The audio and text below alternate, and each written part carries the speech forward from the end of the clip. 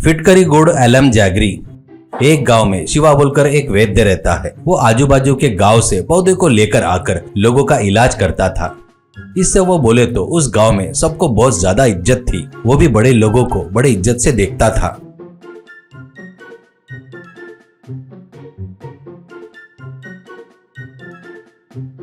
ऐसे ही रहते हुए शिवा रोज मंदिर जाता था।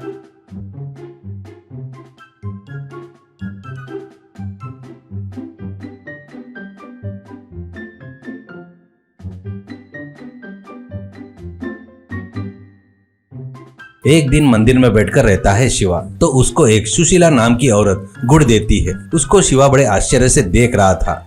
तो शिवा से सुशीला, बेटा वो गुड़ है, पुजारी ने दिया है। मुझे तो शुगर की बीमारी है, भगवान को मैं बगैर मीठा चढ़ाए नहीं रह सकती, इसलिए मेरे बदले तुम ही खा लो बेटा, और थोड़ा सा पुण्य मुझे दे दो। ऐसा कहती है। शिवा हंसकर, क्यों जी, आजकल आपको गांव में देख रहा हूँ, उसमें भी मंदिर में ज्यादा ही देख रहा हूँ। क्यों, आपका कोई नहीं है क्या? सुशीला, क्या बताओ बेटा मेरी तकलीफें। बचपन में ही मेरी शादी होकर पति मर गए। तब से मैं अपने भाई के पास रहती थी और घर का पूरा काम घर में नौकरानी की जैसा रहती थी। फिर भी मुझे इज्जत नहीं मिली, क्योंकि कितना भी बोले तो भाई अपना था, पर उसने जिससे शादी किया था ना, वो लड़की तो अपनी नहीं थी ना। ये देखो, मुझे ऐसे घर से भगा दिया। ऐसे बताती है। शिवा, अरे आंटी जी आप डरो मत, मुझे भी अपने घर का आदमी समझो। आपको कभी भी कोई जरूरत पड़ी तो मैं घर पर ही रहता हूँ, मुझसे सहायता मांगिए। ऐसा कहता है।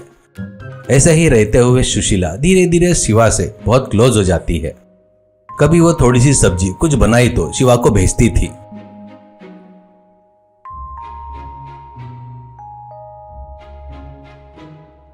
वैसे ही शिवा के घर पर आकर उसको कुछ तो भी बनाकर देते हुए सहायता करती थी।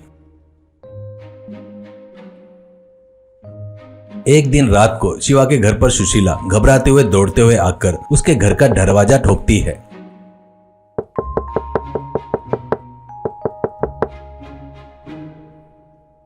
शिवा क्या हुआ करके दरवाजा खोलता है तो शिवा से सुशीला, बेटा बेटा तू ही मुझे बचा। कोई तो भी बदमाश चाकू पकड़कर मेरे कंगन गहने लूटने की कोशिश किया बेटा। इतने में बाजू वाले की आवाज आने से वो जाते जाते, तेरे सोने के कंगन है वो मैं नहीं उड़ाया तो मेरा नाम बदल दूंगा, कहकर डरा कर भाग गया बेटा। ऐसा कहती है। शिवा, अरे आंटी जी आप घबराई मत, आपके घर के ऊपर एक नजर डालकर रखता हूँ, कोई भी आया तो मैं उसको देख लूंगा। ऐसा कहता है। सुशीला, क्या है क्या बेटा, आजकल किसी पर भरोसा नहीं रख सकते बेटा। कुछ दिन उस चोर से बचने के लिए मेरे गहने तुम्हारे पास रखूंगी बेटा। मुझे उस बेवकूफ से कोई खतरा नहीं रहेगा ना, तब वापस लेकर जाऊंगी। ऐसा कहती है। शिवा ठीक है कहता है।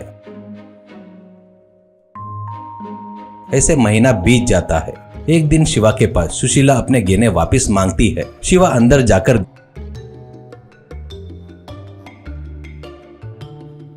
देखता है तो अलमारी में गहने नहीं दिखने से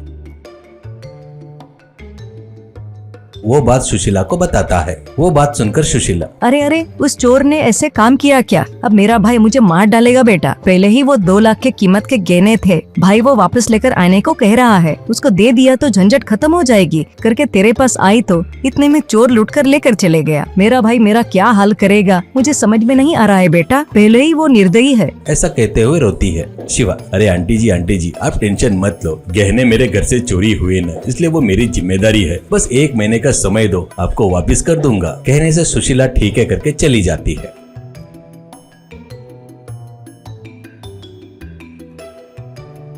ऐसे महीना बीत जाता है। शिवा के पास सोचा उतना पैसा एडजस्ट नहीं होता। सुशीला को बगैर बताए शिवा उसके भाई सुंदर के घर जाता है। उनसे मिलकर सुशीला के सोने गहने के बारे में बताकर वो पैसा जल्दी ही दे दूंगा करके बताता है। वो बातें सुनकर सुंदर हंसता है।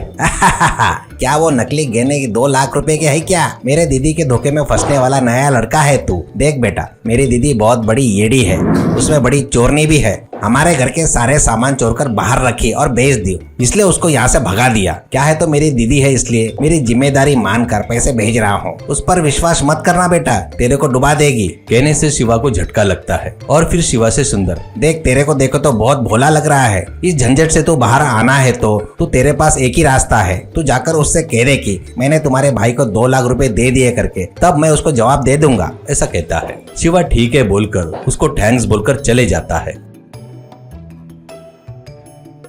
उसके बाद वो अपने गांव जाकर सुशीला के धोखे से गुस्सा होकर था, पर वो बड़ी रहने से, उसे कुछ नहीं कह पाने से। अरे आंटी आप टेंशन मत लो, आपको 2 लाख रुपए दे दिए तो फिर से आपको चोर से प्रॉब्लम होगी करके मैंने सीधे तुम्हारे भाई के गांव जाकर तुम्हारे भाई को 2 लाख रुपए देकर आया हूँ। अब आप निश्चिंत रहो, ऐसा कहता है। इससे सुशीला टेंशन में आकर ठीक है बेटा कहते हुए घर में जाकर फटाफट थोड़े से कपड़े लेकर अपने भाई के घर जाने को निकलती है।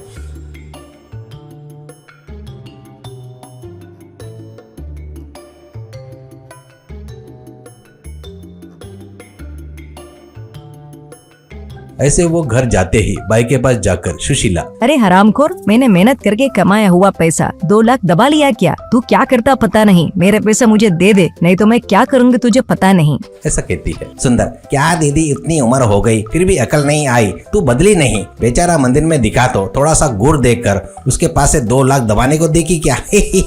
उस लड़के को तेरे बारे में सब कुछ बता दिया। गलती से उस गाँव में मत जाना, वहाँ पर सभी गाँव वाले मिलकर तेरे को जमकर धोएंगे। तुम्हारी उम्र ज्यादा करके भी नहीं देखेंगे।